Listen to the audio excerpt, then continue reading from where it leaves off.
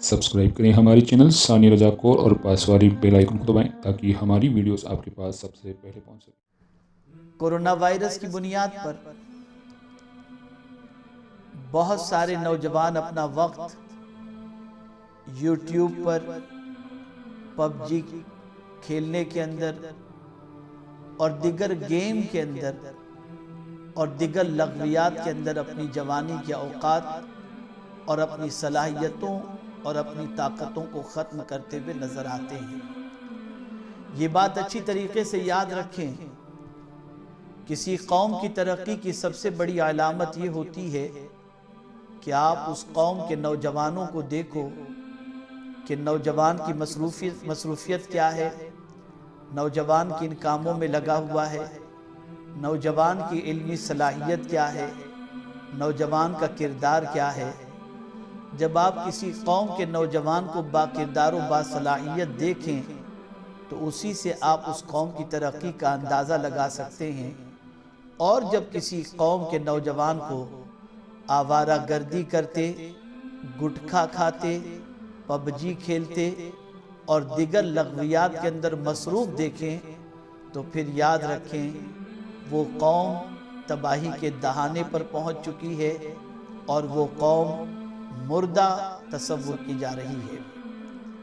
मेरे प्यारे आका सल्लल्लाहु ताला अलैहि वसल्लम के प्यारे दीवानों, जवानों की बड़ी अहमियत है। हर मजहब के अंदर, हर कौम के अंदर जवानों को कद्र की निगाह से देखा जाता है। जवानों के हवाले से उम्मीदें वाबस्ता होती हैं। जवानों से मुताल्लिक इंसान अपनी आरजुओं को जोड़े रखता है। और याद रखें, जब जवान सीधे रास्ते का मुसाफिर बन जाए तो अल्लाह अज़्ज़ व जल उस जवान के सीधे रास्ते के मुसाफिर होने की बुनियाद पर कई जवानों की ज़िंदगी के अंदर इनकलाब पैदा कर देता है। एक ज़माना था कि नौजवान बड़ों के पास बैठते थे। एक ज़माना था नौजवान बूढ़ों से सबक सीखते थे। एक ज़माना था कि नौजवान अपने असातिज़ा के पास बैठते थे। एक ज़माना था नौजवान अपने माँ बाप से हुस्न अदब सीखते थे। एक ज़माना था कि नौजवान अपने पीर व मुर्शिद की सोहबत में बैठा करते। एक ज़माना था कि नौजवान फ़िज़िकल फ़िट होने के साथ साथ दिमागी एतबार से, ज़हानत के एतबार से, सलाहियत के एतबार से, आदात के एतबार से बड़े अच्छे थे। लेकिन आज नौजवानों की सोच और नौजवानों की फ़िक्र बदल चुकी है। आज के नौजवान का अगर नौजवान की प्रायोरिटी देखी जाए और उसकी मसरूफियत का अंदाज़ा लगाना हो तो आप इसी चीज़ से अंदाज़ा लगा सकते हैं कि वो नौजवान किन कामों के अंदर अपने वक्त को सर्फ कर रहा है और अपनी तवानाई को किन कामों में खर्च कर रहा है। ऐसा नहीं कि अच्छे नौजवानों से दुनिया खाली पड़ी हुई है। आज भी बहुत सारे नौजवान ऐसे हैं जिनके सामने टारगेट है, जिनके सामने हदफ है, जिनके सामने मकसद है, जिनके सामने कोई एम है और उस एम को अचीव करने के लिए वो अपनी जवानी की ताकत का इस्तेमाल परफेक्ट वे पर करते हैं, जिसकी बुनियाद पर एक जवान के संवर जाने पर पूरे घर का माहौल संवर जाया करता है। और एक जवान के सीधे रास्ते पर चलने की वजह से न जाने कितने नौजवानों को सीधे रास्ते पर चलने का जज्बा पैदा होता है। याद रखें, मैंने सुल्तान सलाहुद्दीन अय्यूबी का एक कौल पढ़ा था जिसमें सुल्तान सलाहुद्दीन अय्यूबी ने ये कहा कि अगर किसी कौम को तबाह व बर्बाद करना है तो उस पर एटम बम बरसाने की ज़रूरत नहीं, उस कौम के नौजवान को अय्याश बना दो, वो कौम खुद ब खुद तबाह हो जाएगी। आज पूरी दुनिया की ताकतों ने ये मंसूबा बना लिया है कि आज दुनिया के हर नौजवान को गुनाहों के दलदल में ढकेल दिया जाए, दिगर चीज़ों के अंदर मसरूफ़ कर दिया जाए, लग़वियात के अंदर उनको ढकेल दिया जाए और उनसे सारी सलाहियतों को छीन कर आवारा गर्दी के अंदर उनको डाल दिया जाए। चुनाचे हम देखते हैं एक तवील अरसा गुजर चुका है, हमारी सोसाइटी के अंदर, हमारे मुआशरे के अंदर ऐसा कोई नौजवान ظاہری طور پر ابھرتا ہوا دکھائی نہیں دیتا، جس کے کردار کو دیکھ کر، جس کی زندگی کو دیکھ کر دوسرے مسلمان اش کریں اور اس کو اپنا آئیڈیل بناتے ہوئے نظر آئیں۔ اللہ ماشاءاللہ ہیں آج بھی بہت سارے نوجوان جن کی نگاہوں کے سامنے مقاصد ہیں اور جن کی نگاہوں کے سامنے اپنا گول ہے، ایم ہے، اور وہ اس کے لیے محنت کرتے ہیں، لیکن اگر اکثریت کا جائزہ لیا جائے تو تباہی کے دہانے پر ہیں، برائیوں کے دہانے پر ہیں۔ آئیے نوجوانوں کے حوالے سے میں قرآن مقدس کی روشنی میں آپ کو سمجھانا چاہوں کہ اللہ رب العزت جل جلالہ نے نوجوان کو کیا چیز عطا فرمائی۔ پروردگار جل جلالہ ارشاد فرماتا ہے، اللہ الذی خلقکم من ضعف، اللہ تعالیٰ ہی ہے جس نے تمہیں ابتدا میں کمزور پیدا کیا۔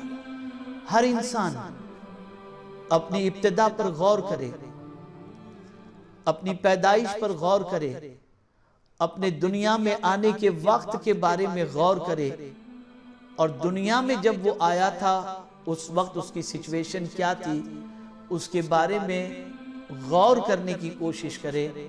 تو آپ اور ہم جب غور کریں گے تو قرآن مقدس کے فارمولے کے طور پر اس کی روشنی کے اندر اگر ہم دیکھیں تو یقیناً ہماری ابتدا کمزوری ہے۔ ہم جب اس فرش گیتی پر پیدا ہوئے تو ہمارا حال یہ تھا، اتنے کمزور کہ کوئی اٹھائے تو اٹھ جائیں، کوئی بٹھائے تو بیٹھ جائیں، کوئی لیٹائے تو لیٹ جائیں، کوئی کھلائے تو کھا لیں، کوئی پہنائے تو پہن لیں۔ اتنے کمزور کہ ہمارا وجود، ہاتھ، پیر، آنکھ، کان، ان ساری چیزوں کے ہمارے وجود میں ہونے کے باوجود بھی ہم اس کا استعمال کرنے کی طاقت نہیں رکھتے تھے۔ اتنے کمزور تھے، اتنے ناتواں تھے، اور ہماری ابتدا اس طریقے سے کمزوری کے ساتھ ہوئی۔ اللہ عز و جل ہمیں یہ باور کرانا چاہتا ہے کہ میرے بندو، میں نے تم کو پیدا کیا اور تمہیں کمزوری میں پیدا کیا، ناتوانی میں پیدا کیا، اور یاد رکھو پھر میں ہی ہوں جو تمہاری کمزوری کو میں نے دور کی۔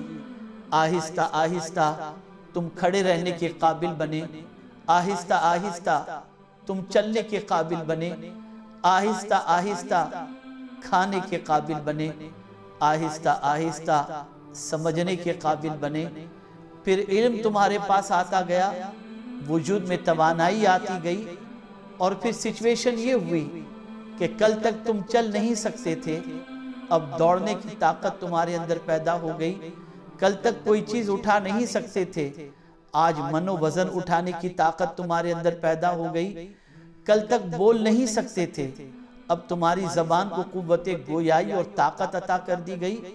تمہارے وجود کو یہ طاقت، یہ توانائی کس نے عطا فرمائی؟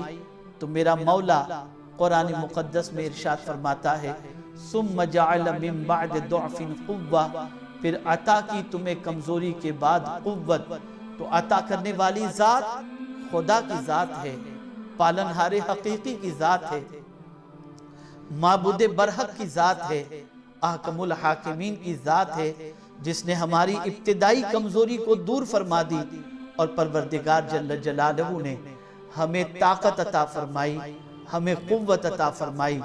میرے پیارے آقا صلی اللہ تعالی علیہ وسلم کے پیارے دیوانوں، اب یہ قوت، یہ طاقت، یہی در حقیقت جوانی ہے، اور اس طاقت و توانائی کو ہمیں کن کاموں کے اندر یوز کرنا چاہیے، کن کاموں میں خرچ کرنا چاہیے، اپنی جوانی کا استعمال کس طریقے سے کرنا چاہیے۔